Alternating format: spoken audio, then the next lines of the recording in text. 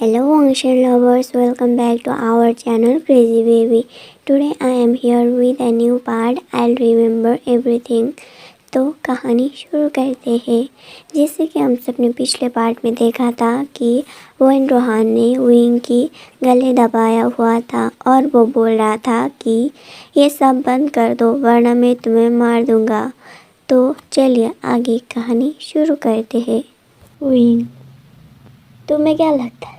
हाँ, तुमने सब कुछ ख़त्म कर दिया। मेरे माँ बाबा को मार डाला तुमने और मुझे इन हालातों में पहुँचा दिया। तुम्हें क्या लगता है कि मैं मरने से डरता हूँ?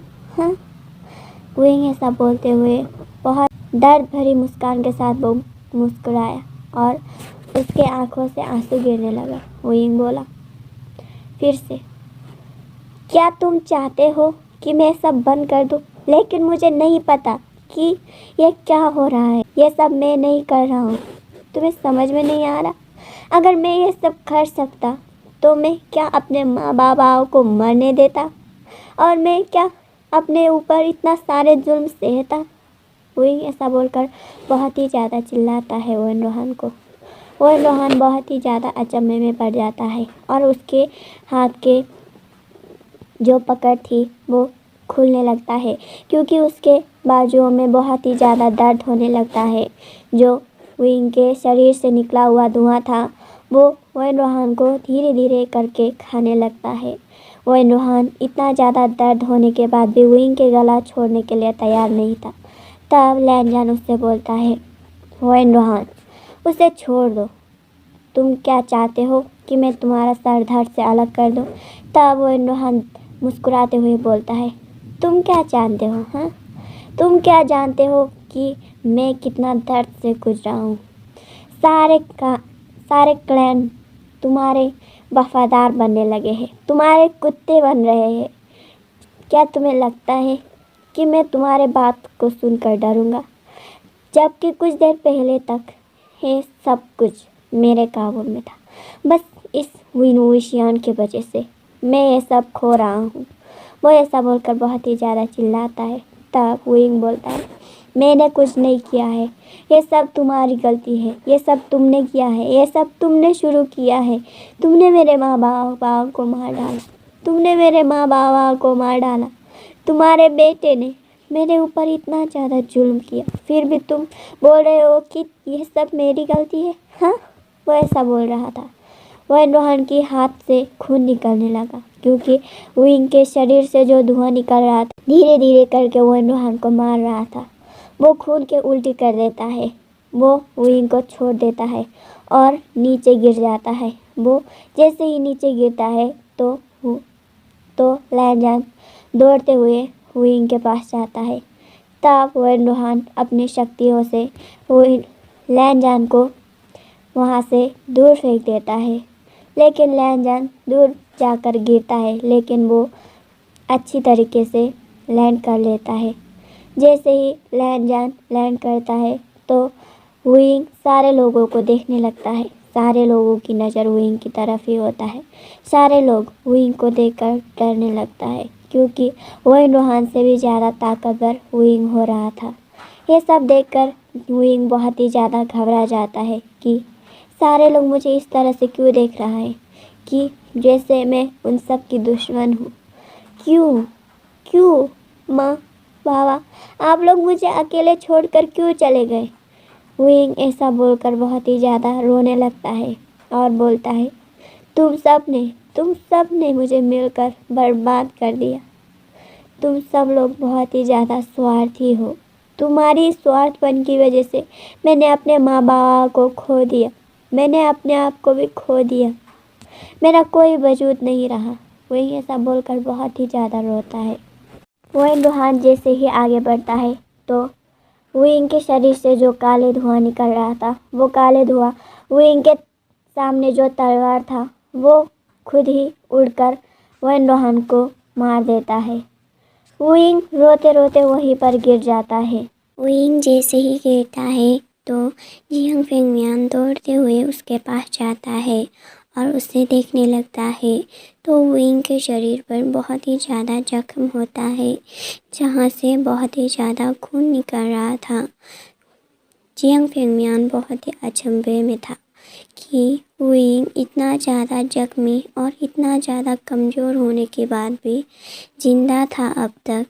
वो ये सब सोचकर बहुत ही ज़्यादा टूट जाता है अंदर ही अंदर कि मेरा प्यारा दोस्त का बेटा जो इतना प्यारा है, जो दुनिया को बस अपने साथ नहीं रखना चाहता, बस अपने परिवार के साथ खुश रहना चाहता है, उसे इस दुनिया वालों ने मिलकर बर्बाद कर दिया। सारे लोग मिलकर उसे इतना ज़्यादा दर्द पहुंचाया, लेकिन अब भी इसके दर्द ख़त्म नहीं हुए हैं। लैन कबीले के महाराज लैनजान इसे अपना बनाना चाहता है। पता नहीं खूबसूरती का क्यों इतना ज़्यादा लोग शौकीन हैं कि इतना लोगों को इतना दर्द देता है। लोगों को अपने पास रखने के लिए, सारे दुनिया वालों को ख़त्म करने के लिए भी तैयार होता है। वो अपने मन में ये सब बातें सोच रहा होता है और विंग को अपने गले लगा रहा होता है। तब लैन कबीला का एक सिपाही आकर बोलता है, मास्टर जियांग फेंगमियान, हम चाहते हैं कि इस ओमेगा को हम अपने साथ ले जाए, क्योंकि महाराज ने आपको शर्त बताया था कि जैसे ही वो यहाँ पर अपना विजय प्राप्त कर लेगा, तब उन्होंने कहा था ये ओमेगा उनकी होगी। वो ऐसा बोलता है। जियांग फेंगमियान के दिल पर बहुत ही ज़्यादा दर्द होता है। मैं इसे नहीं बचा पाया, अभी भी इससे बहुत सारा दर्द मिलेगा। वो ऐसा अपने मन में सोच रहा होता है। तभी वहाँ पर विंचिंग और विनिंग आता है। विंचिंग और विनिंग को देखकर सारे सिपाही सतर्क हो जाता है, लेकिन विंचिंग आते ही बोलता है, हम आपके दुश्मन नहीं हैं, हम मास्टर वे के दोस्त हैं। वो ऐसा बोलते हैं। तब लैनजान बोलता है, क्या विन कबीला में इस लड़के का दोस्त? अरे वाह, ये तो कितना अच्छा है। लैनजान ऐसा बोलकर हंसने लगता है। तब विंचिंग बोलती है, मैं एक वैद्य हूँ और इनके जख्मों को मलहम पट्टी करना मेरा जिम्मेदारी था, लेकिन इनके जख्म बहुत ही ज़्यादा था और इन्हें हर एक दिन नया जख्म मिलता था, लेकिन ये फिर भी अपने आप को कुछ नहीं करता था। बस ये चुपचाप रहता था, खाना नहीं खाता था। इसी वजह से इनका जख्म ठीक नहीं हो पा रहा था और ये आज बहुत ज़्यादा एग्जॉस्ट हो गए। पता नहीं इनके शरीर से वो काला धुआं कैसे निकला, क्यों निकला। वो ऐसा बोलती है। तब लैनजान बोलता है, तुम्हें क्या लगता है तुम जैसे तुच्छ वैद्यों की हमें ज़रूरत है? क्या लगता है तुम्हें हमारे पास इतना ज़्यादा स्किल नहीं है कि मैं इस लड़के को ठीक कर दूँ? वो ऐसा बोलता है। तब विंचिंग बोलती है घुटनों पे गिरते हुए, प्लीज़ मास्टर लैन, हमें उनके साथ चलने की आज्ञा दे दे। वो बहुत ही ज़्यादा इनोसेंट है, वो बहुत ही ज़्यादा दर्द में है।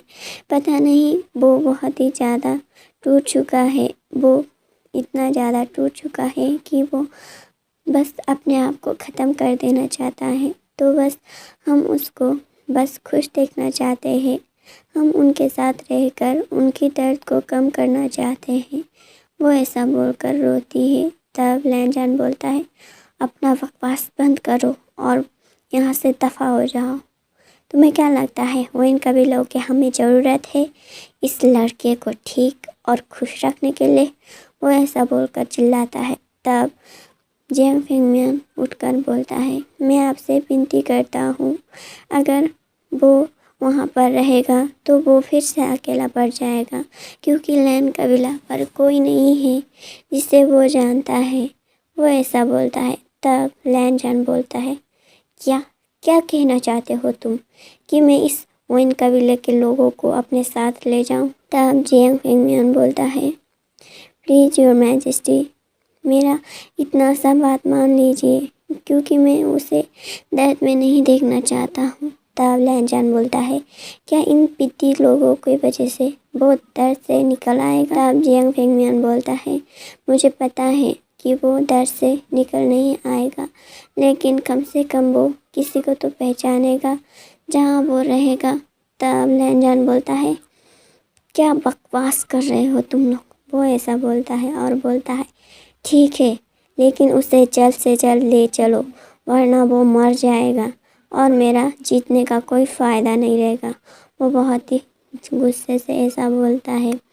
तब सारे कबीला के लोगों को वो आदेश देता है कि विंग को वहाँ से ले जाए और चिकित्सा करे।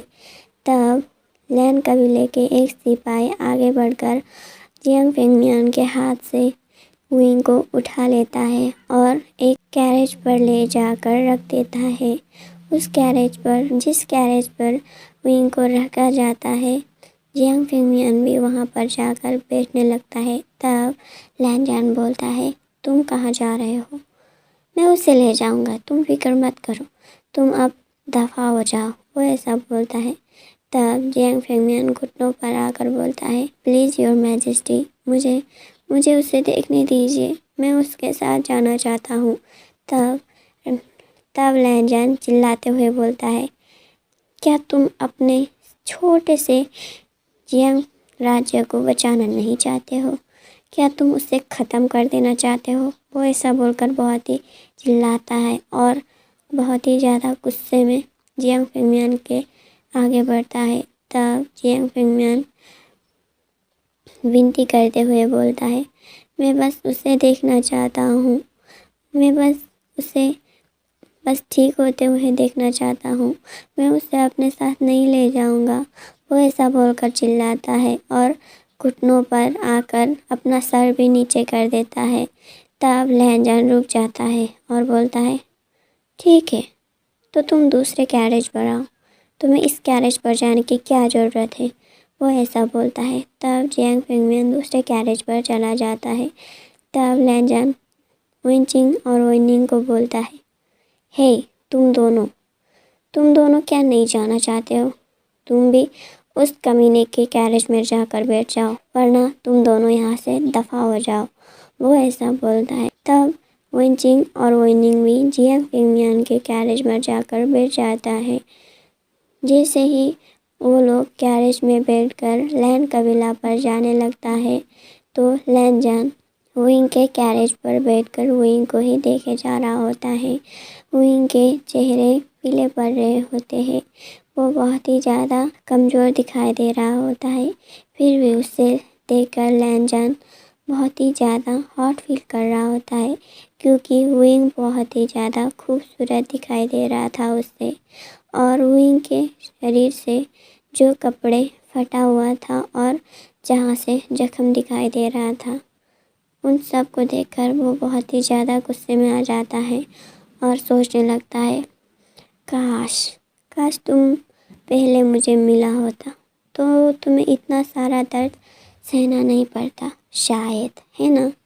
वो अपने मन में ये सारी बातें सोचने लगता है। तो आज के लिए बस इतना ही, मिलते हैं नेक्स्ट वीडियो में। तब तक के लिए मेरे वीडियो को एंजॉय कीजिएगा, इससे ज़्यादा से ज़्यादा लाइक कीजिएगा, शेयर कीजिएगा और कैसा लगा कमेंट करना मत भूलिएगा और सब्सक्राइब करना भी मत भूलिएगा। तो मिलते हैं नेक्स्ट वीडियो में, तब तक के लिए बाय बाय।